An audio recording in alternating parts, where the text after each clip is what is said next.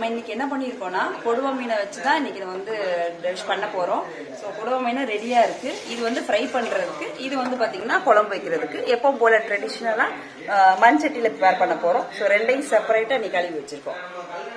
எண்ணெய் சட்டி நல்லா காயணும். மண் சட்டி எண்ணெய் ஊற்றணும். எண்ணெய் ஊற்றியாச்சா? ஓகே, வைக்க போறோம். அதாவது மண் சட்டியில வைக்க போறோம். இது வந்து கொடுவா மீன். என்னைக்கும் கிடைக்காத மீன் இன்னைக்கு கிடைச்சிட்டு வாங்கி குழம்பு வைக்கிறோம். அது ஃபர்ஸ்ட் என்ன போடுறதுன்னா, இதில் வந்து ஃபர்ஸ்ட் சோம்பு போட்டுக்கணும். ரெண்டாவது வெந்தயம் போட்டுக்கணும். இது கருவேப்பிலை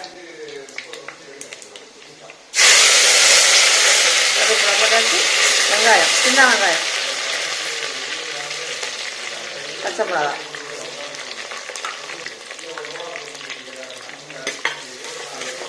இதில் கொஞ்சம் வதங்கினதுக்கு அப்புறம் தக்காளி,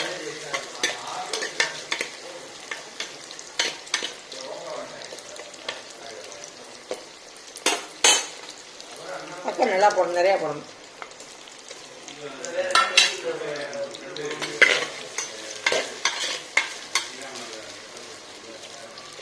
நல்லா வதங்கணும். தக்காளி நல்லா வதங்கணும். இதில் 2 பீஸ் மாங்காய் போட்டால் அது ஒரு நல்லா டேஸ்டாக இருக்கும். தக்காளி வதங்கிடுச்சு. புளி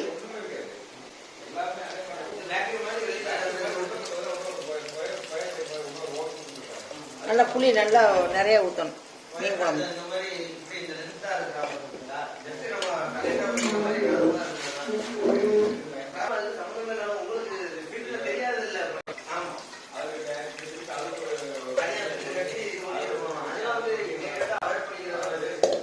இருக்கான். வந்து மிளகாப்பொடி மல்லிப்பொடி போடணும். உடனே புளி ஊற்றவுமே இந்த மிளகாப்பொடி மல்லிப்பொடி போடணும். மிளகாப்பொடி, வெறும் மிளகாப்பொடி இதில். அதாவது மீனுக்கு தகுந்தது மாதிரி போடணும். மல்லிப்பொடி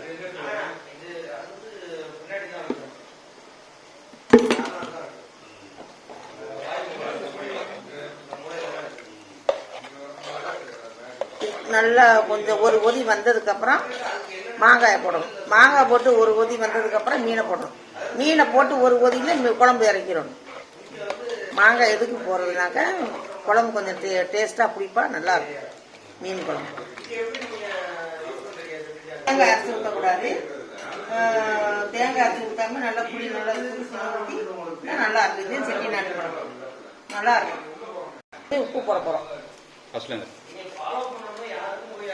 உப்பு போட்டுறோம். இப்போ தேவையான அளவுக்கு உப்பு பத்தாட்டி போட்டுக்கலாம்.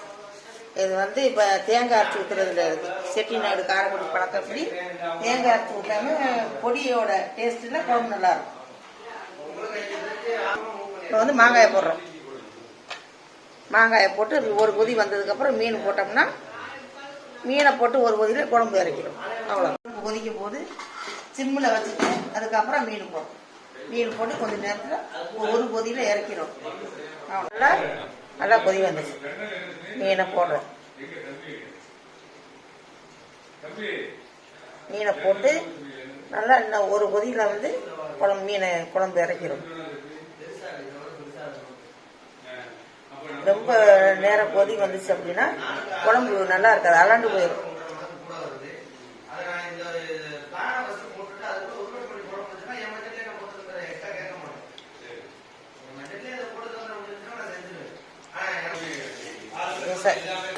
கிண்டி விட்டு மூடி வச்சிடும். ஒரு கொதியில் இறக்கிறோம். நல்லா கொதிச்சிருச்சு மீன் குழம்பு. இப்படி சிம்மில் போடணும். சிம்மில் போட்டோம்னா ஒரு 10 நிமிஷத்தில் இறக்கிறோம். இப்போ 10 நிமிஷம் சிம்மில் போட்டு குழம்பு எல்லாம் கெட்டியாக வந்துருச்சு. நல்லா வந்துருச்சு. அவ்வளோதான் இறக்க போகிறோம். வந்து இப்போ மஞ்சட்டில் வச்ச குழம்பு நல்லா டேஸ்டான காரப்பொடி செட்டி குழம்பு நல்லா இருக்கும். நீங்களும் வச்சு பார்த்துட்டு எங்களுக்கு சொல்லுங்க. எல்லாமே முடிஞ்சிருச்சு நம்மளோட சமையல்லாம்.